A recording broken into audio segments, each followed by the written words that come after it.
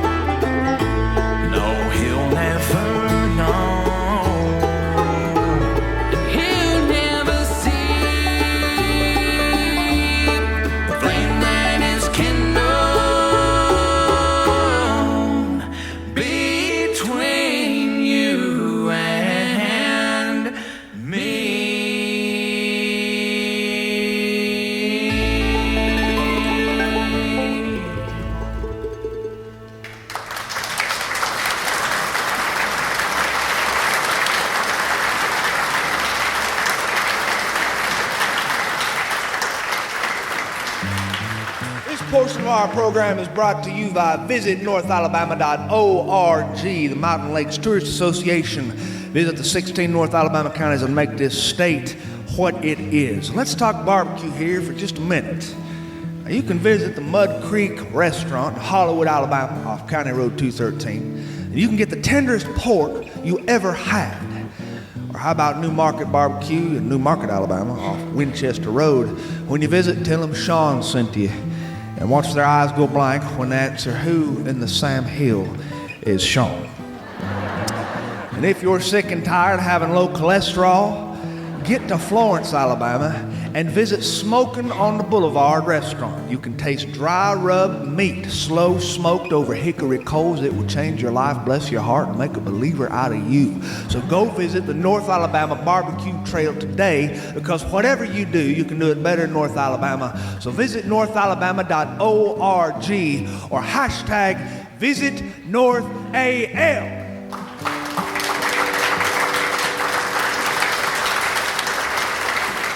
And now let's have another tune here from Unspoken Tradition, everybody. Unspoken Tradition.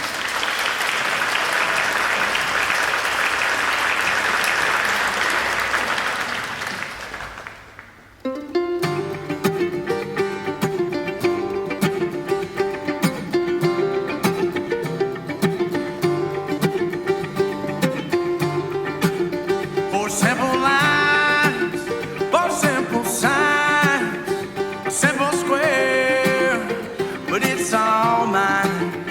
A couple trees, a little creek, a place to live, a place to breathe.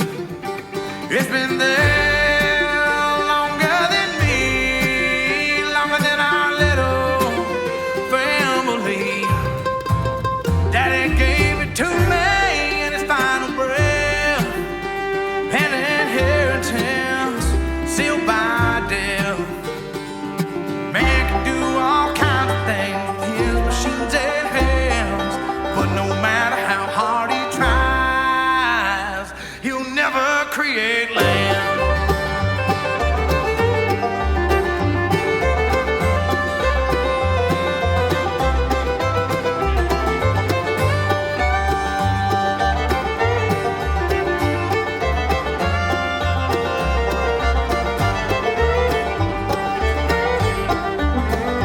Granddad built his cabin there in the far corner of that square, and that's where I am today, living life the simple way. Man can move all kinds of things with his machines and hands, but no matter how hard he tries, he'll never create land.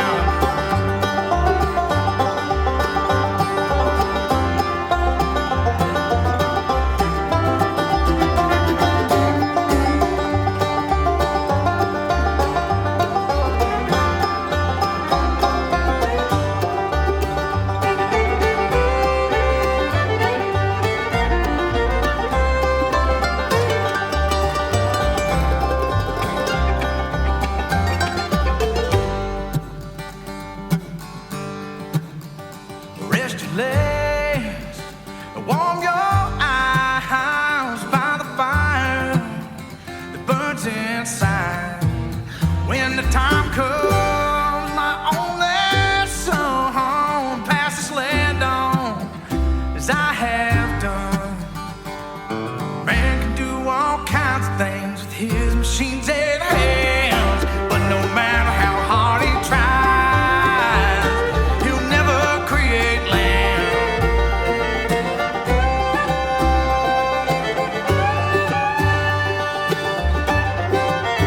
For simple lines, for simple signs, but it's all mine. For simple lines, for simple signs,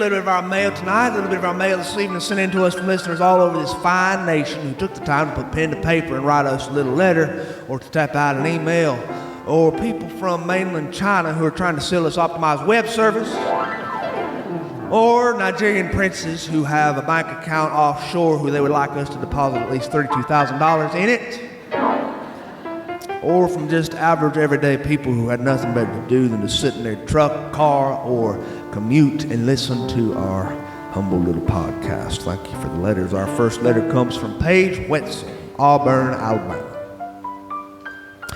Hi, Sean. First of all, I'd like to say the name of your show. I like to say it to the tune of Song of the South, for I am originally from Fort Payne, Alabama, which is the hometown to the famous country group, Alabama.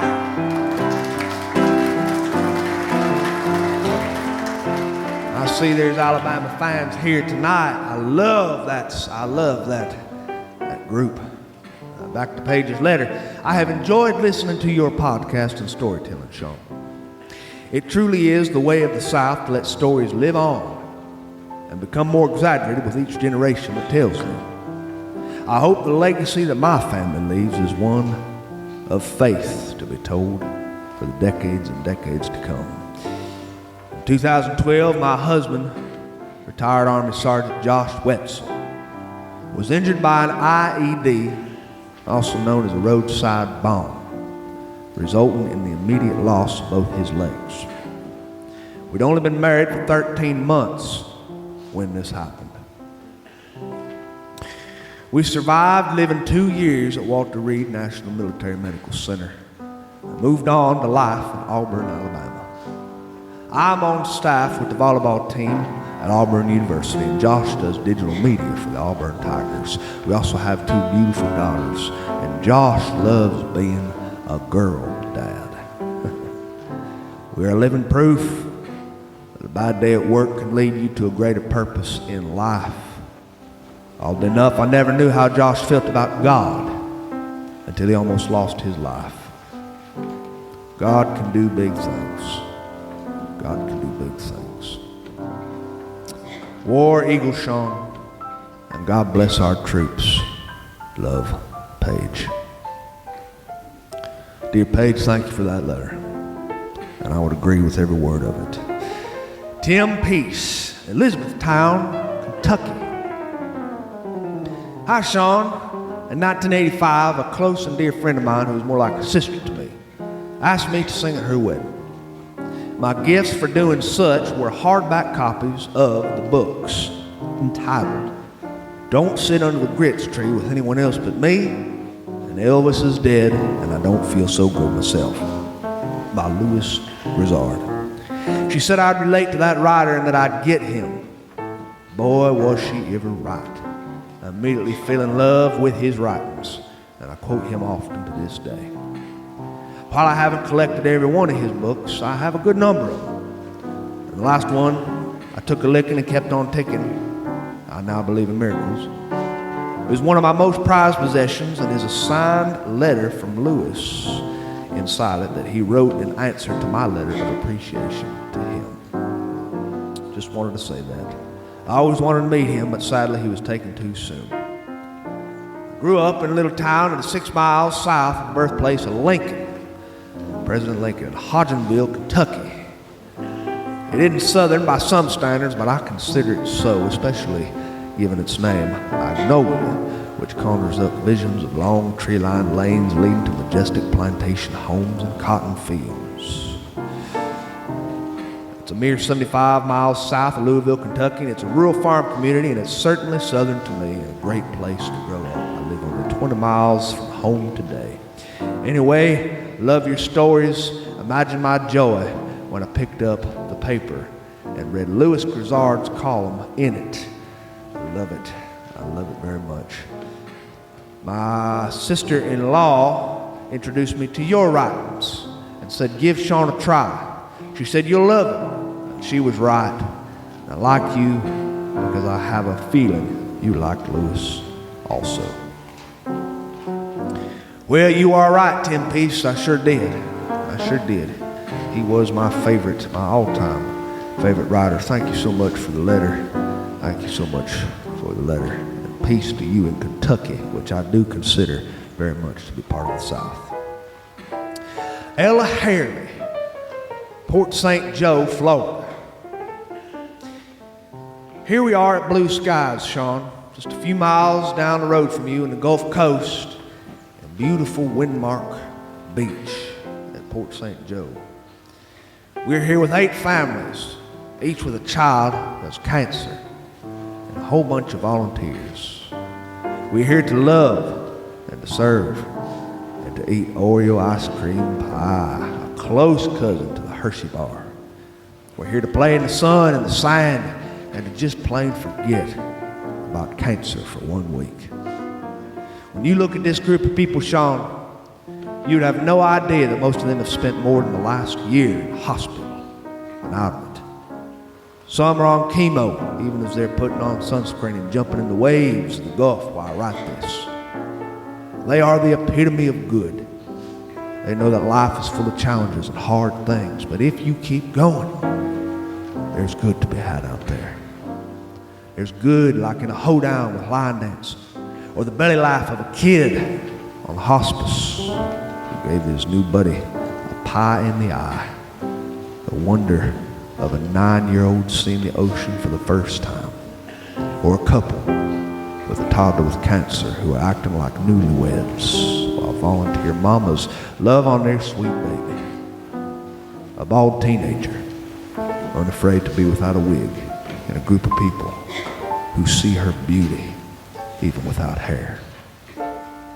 Amazing things, Sean. This is Blue Skies. Come join us sometime and see what being happy is all about. Melinda Bonifay, Shreveport, Louisiana. Dear Sean, we came to see you when you was in Nashville, and I didn't even know who you were at the time. To be honest, I still don't know who you are. But I did enjoy seeing you tell stories live and in person, and I really enjoyed the part where you read the mail over the microphone, because you can learn a lot about someone's life when they take the time to write about it in short form. Appreciate you reading them stories that mean a lot. It's a lost art these days, you know, writing letters. My mother used to send letters to everybody and everyone, but my kids and I don't have much time to do that anymore. My children, I doubt, have even taken up a pencil or a pen in the last 5 years since they got out of school. I don't even think they write checks anymore. Something is lost in the art of writing mail, Sean. So I admire that you still read letters of people, common people. I admire that you still read letters, even if they're electronic mail. But I wanted mine not to be electronic. I wanted mine to be handwritten. So, all those years of cursive in the first grade are finally paying off. Finally paying off. Maybe I'll see you again sometime if you ever get up to Nashville. Until then, Melinda. Well, dear Melinda, may I say that you have the prettiest handwriting I have ever seen. You ought to see my handwriting. It looks like a chicken dropped the load on a piece of paper. Helen Bracken, Houston, Texas. Sean, when I took my dad to the airport, we had nothing to listen to on the way back home, so my daughter was scrolling through podcasts and came across a few Southern podcasts. And the first 2 she put on the radio were not what I was looking for at all. I could tell after only a few words that I didn't like them. But when she put on your show, we really liked it. Just wanted to tell you about my dog, Scooter, who's going to be 21 this month. 21. He's been with us through a lot, and he is still going strong. He's deaf, but everything else works, which is amazing. He sleeps with me every single night. We lost him once, and he was gone missing for 2 months. And we even thought he was dead, so we had a memorial service for him. But he was not dead. Somebody found him at a local shelter where he had been for 2 months, even though he had checked that very shelter. It turns out he'd been there with an employee who didn't want to let him go. So nothing can crush this dog's spirit, not even running away and being harbored in a shelter. You don't have to wish Scooter happy birthday like you do on the show for regular people, but I just thought you would want to know about an old mutt who's turning 21, meaning he is something to see. Well, dear Scooter, I don't care what your owner says. Happy birthday from everybody here tonight. Happy 21st birthday. An old dog who this year will be old enough to drink alcohol finally. And I just want to take this moment to say thank you to anybody who writes letters to our show. You have no idea what it means to us. You really don't. You have no idea how much of a treasure it is to see them get into our inbox or our mailbox. God bless the U.S. Postal Service. God bless old dogs. God bless our troops. God bless our police, our fire departments, our first responders, and God bless the USA. And that's letters from our listeners. Letters from our listeners.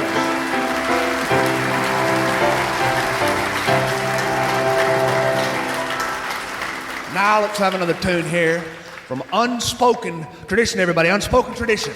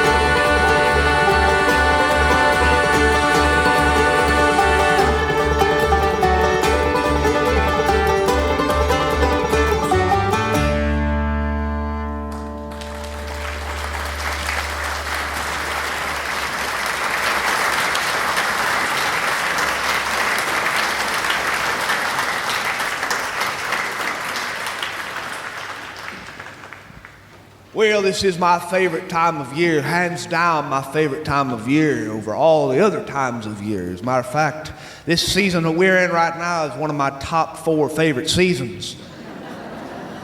This is not just the time of year when the weather gets pleasant and you can walk outside and hear the crickets on the summer nights swell and fade and almost hypnotize you. It's not just the time of year when you can get outside in your car and for no reason at all take a drive on a country road that leads you through a zigzag pattern all the way through the rural parts and the sticks of West Florida and South Alabama. This is not just the time of year when the sunsets look like works of art painted by Monet or painted by Van Gogh. These are not just the things that make this time of year perfect. The thing that makes this time of year perfect for me is homegrown tomatoes.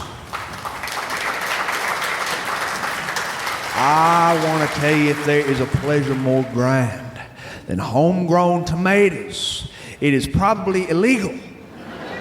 In which case, I don't need to hear about it because I was raised fundamentalist Southern Baptist, and we do not believe in illegal things because these things could lead to a life of secular music.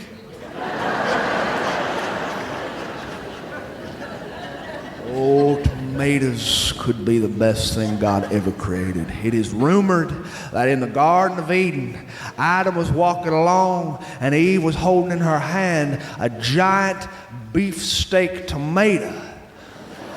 And we know from historical records that Adam himself was a free will Baptist because only a free will Baptist could stand next to a naked woman and think about a fruit.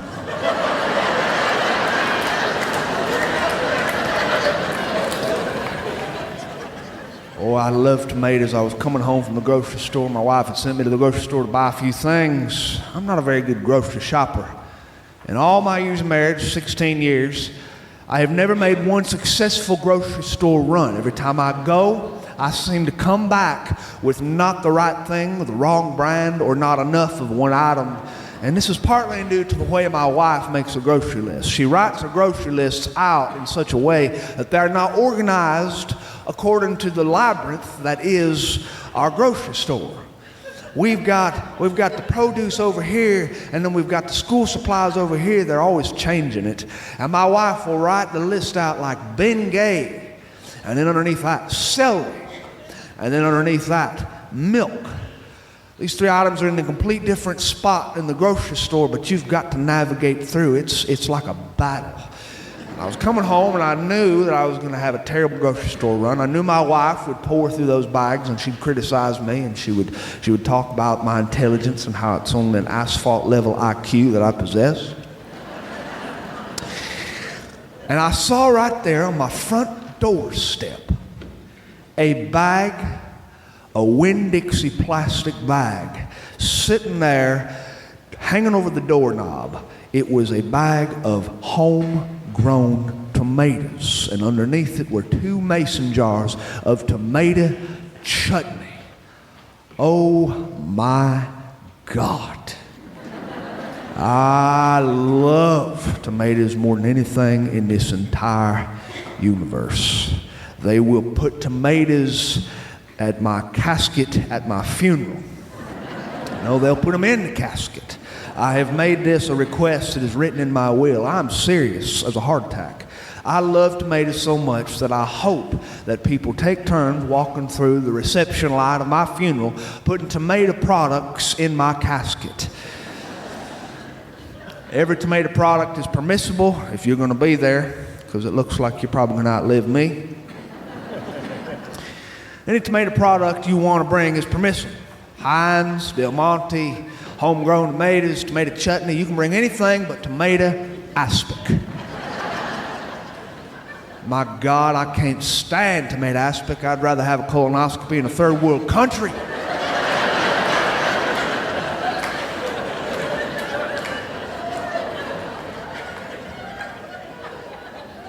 There used to be a woman in my church when I was growing up.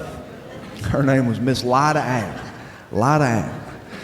Miss Lida Ann would bring tomato aspic every Wednesday night potluck and set it on the potluck line sitting there on the buffet table.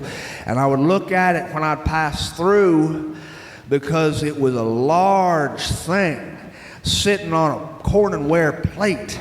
It had little mature green olives sprinkled on top and capers and these little gray canned shrimp.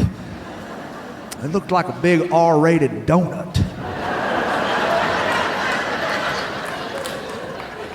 My mother would make me get this tomato aspic and eat it because, and according to her own words, she would say, that Miss Lida Ann went to a lot of trouble making that tomato aspic. Now you got to go get some because she's so old and she's so sweet. I say, I don't care if she's 40 Mule Team Borax. I don't want any of that tomato aspic. My mother would pinch me so hard it would draw tears to my eyes. So I'd waltz up to that potluck line and I'd smile at Miss Lida Ann and I'd get that that saltine cracker out the plastic sleeve and a butter knife, and I would spread that tomato-flavored hell all over my cracker. Oh, Lord. And then, after the potluck was done, Miss Lida Ann would come up to me and she'd squat down to my eye level and she'd say, oh, Sean, you know what? I'm going to cover this tomato aspic up and send it home with you because you're the only one who's been eating it. And so we would take this god-awful stuff home, and my mother would sit it on top of the refrigerator.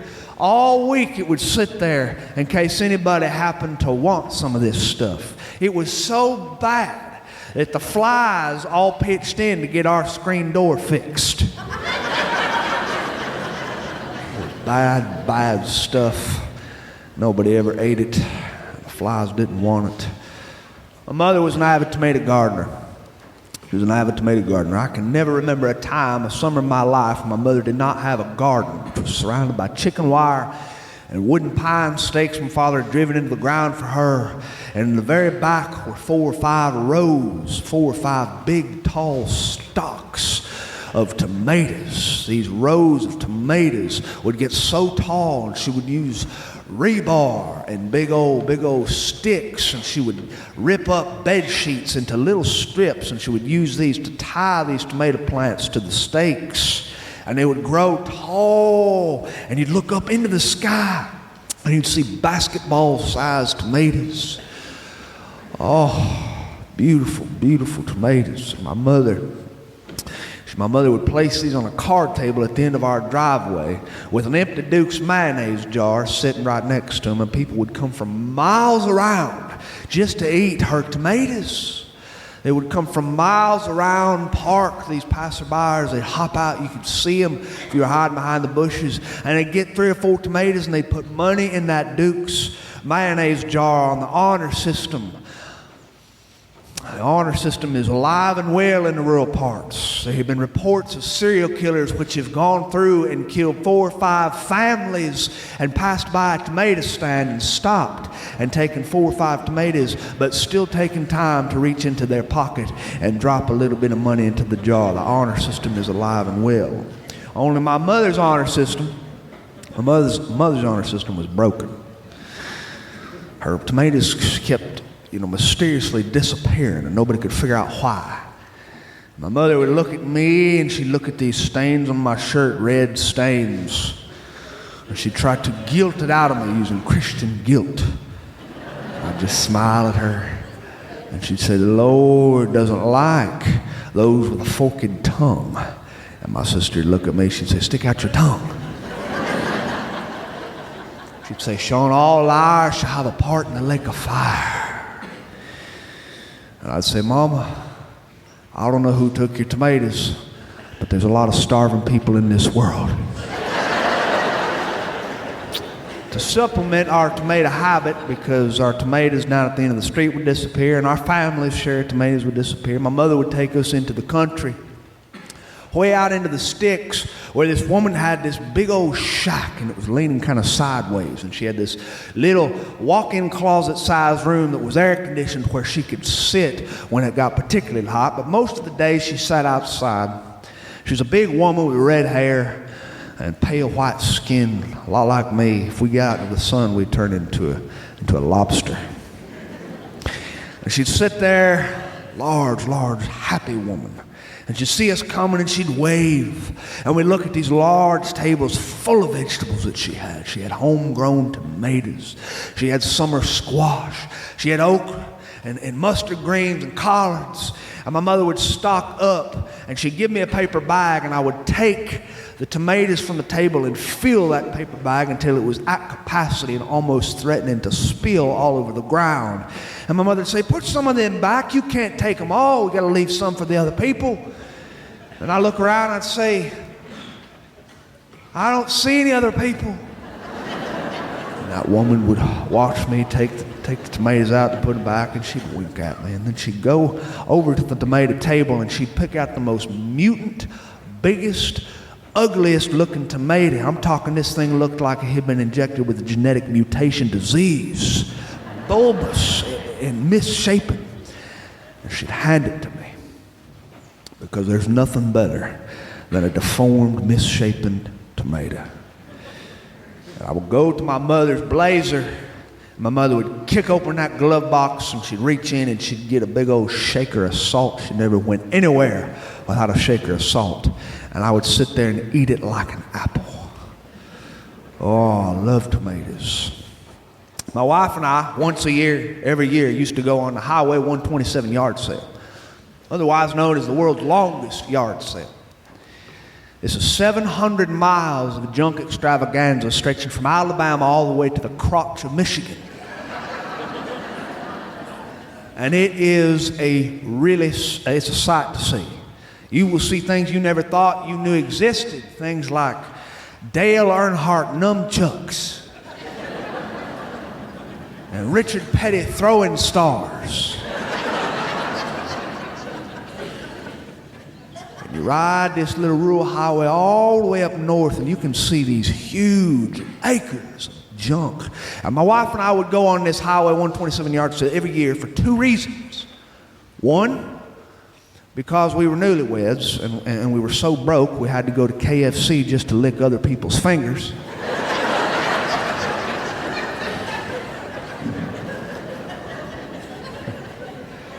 I could do this all night. We were so broke. Every year around Thanksgiving, our cat got nervous.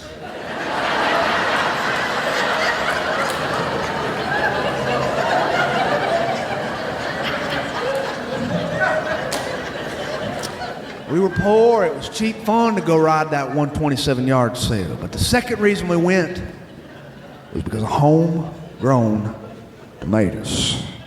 There were farmers on every stretch of that road, perched along the side with card tables unfolded and their homegrown fare sitting on the table, polished and waxed up to shine to beat the band. Red homegrown tomatoes, and they have their own smell. A smell of a homegrown tomato is almost spicy a little bit. You can smell the minerals in the soil. And we would stop at every single card table stand and spend our money on these homegrown tomatoes. They had every kind. They had early girls, superstars, beef steaks, better boys, marriage wreckers. They had mortgage lifters and baby makers. Big old heirlooms, purple Cherokees and zebra striped green and delicious goldens. Oh, my wife and I would pull over in a field somewhere, and we'd get that bag of tomatoes, and we'd get a big old new thing of Sunbeam white bread, and we'd get a jar of Duke's mayonnaise, and we'd slather on 1 inch of Duke's onto this floppy Sunbeam bread, and we would salt and pepper it, and we'd place slices of these tomatoes on these sandwiches that were about the size of the Holy Bible. And we would eat these things, and when we were finished, we were so messy we'd have to change our clothes. That's how you know you're doing it right. When you eat a tomato sandwich and you got your clothes all messy, you know you did it right.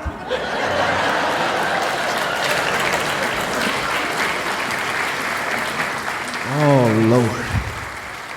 How did I get to talking about tomatoes? I can't remember. My father-in-law used to grow tomatoes, and one year I decided I would compete with him. Got a mail order magazine. I ordered these special little buckets. They're supposed to hang from the hooks on your front porch with holes in the bottoms of the buckets. And the stalks of the tomatoes, you plant them upside down. These stalks are supposed to grow downward. Gravity holds them so you don't have to stake them. And these tomatoes that they're showing in the magazines were about the size of regulation volleyballs. Well, I'm sure them buckets worked for a lot of people, but they didn't work for me. The squirrels got mine. So I had to resort that summer to a life of crime. That's true. I'm not proud of it, but I did. Every morning, early in the morning, I'd get in my truck and I'd drive across town to my father-in-law's house. My father-in-law was a tomato gardener, and he had this little garden out by his gravel parking lot. And I would park my truck there before sunrise. I'd roll into the driveway with my headlights off. And I would crunch on the gravel ever so lightly. I'd shut the engine off, and I'd glance in every direction to make sure the coast was clear. Then I'd hop out, and I'd fill a bag with as many tomatoes as I could, and then I would bolt off for Mexico and start a new life for myself. He never caught me. He never caught me. He was a great guy, my father-in-law. One of his best things was tomato chutney. He could make tomato chutney that was so glorious you knew there had to be an illegal ingredient inside that stuff. It was so good I could sit down at the dinner table and I could eat 3 or 4 jars in one sitting. And nobody else at the table would be able to eat because they'd be watching me. Inside this tomato chutney was some sort of spice. It was unidentifiable, but when I tasted it, it made my jaw hurt. It was so good. And there were raisins in it and little flecks of onion, and I could just eat it with a teaspoon. I'll never forget the 4th of July when my father-in-law came to my house one day for no apparent reason at all. And he dropped off a few jars of tomato chutney in a 5-gallon bucket of homegrown tomatoes he'd bought from a man in Slocum, Alabama. He said, I was just thinking of you today, and I was thinking how much you love tomato chutney and how you deserve your own batch of it. And I thought, there ain't no better tomato than a Slocum tomato. And so he put them down and he gave me a hug and he whispered into my ear, he said, you ever go to my house and steal these tomatoes again, I will gut you like a sweat hog. I love that man. He was a good man. That tomato chutney sits on my pantry today. Top shelf right there. I can still see it if I close my eyes. That tomato chutney in that mason jar. It's got a little dust on the lid. I go by every now and again and I dust it off. I dust it off because, like I told you, those 2 jars will probably sit in my casket one day. I can't bring myself to open them because I'm too much of a sentimental little cuss. Because when a person brings you tomatoes or tomato chutney or any tomato product that is homegrown, they're not just giving you a tomato.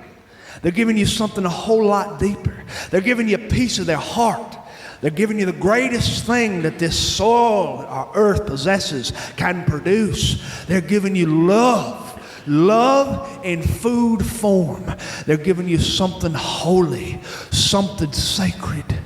Something that means more than just a little piece of biology with thin red skin and juice inside and all sorts of seeds that is really classified as a fruit and not a vegetable. They're giving you kindness. Kindness. Words may fail. Paper will pass from this earth and turn to dust. Newspapers and books and magazines. Civilizations will turn into powder. Heaven and earth will pass away. There are things in this life that you think are solid, but they won't last. They won't last for a hot minute because nothing lasts except a bag full of homegrown tomatoes, which will last for 1,000 tomorrows and 1,000 tomorrows thereafter. A homegrown tomato growing on a tall green stalk with leaves that are flush and with chicken wire surrounding it and the smell of a moist, wet earth beneath you and the humidity of West Florida and the sounds of crickets. This homegrown tomato hanging from the vine. Take a good look at it. That thing is proof that God loves us. In the same way, tomato aspic is proof that hell is real. Hey, thank you very much for having me this evening. It's been a wonderful pleasure. Appreciate it very much. Thank you. And thanks for listening to Sean of the South. I've been your host today, Sean Dietrich, and man, it's been a bona fide pleasure, if I do say so myself. This episode was brought to you by Case Knives, a tradition in my family dating back to my granddaddy, who once said the best way to cure idle hands was to build something. So keep your hands sharp with a Case knife. And by Folklore Brewery, quite literally the best brew in Alabama. Visit Folklore Brewing in Meadry today. That music you heard behind me today was Unspoken Tradition, new original bluegrass inspired by their own influences and roots and traditional music. These guys bring a soul and a sound to this music that is both impassioned, nostalgic, hard driving, and sincere. Their 2019 musical release, Myths, We Tell Our Young, debuted at number 5 on the Billboard Bluegrass charts. Do yourself a favor and visit unspokentradition.com. You will not regret downloading their music. To find anything more about what I do, you can visit SeanOfTheSouthShow.com, and there you can find archived episodes dating back to our very first episode all the way to this episode, which you just heard, though I'm not really sure why and why you're there. Hope you take the time to drop me a line to me about your birthday announcements, wedding invitations, and potluck socials, and I do my best to read those letters over the air because I love to do that sort of stuff for my friends. And speaking of friends, remember, in the Southern language, fixin' to means nothing. Adios.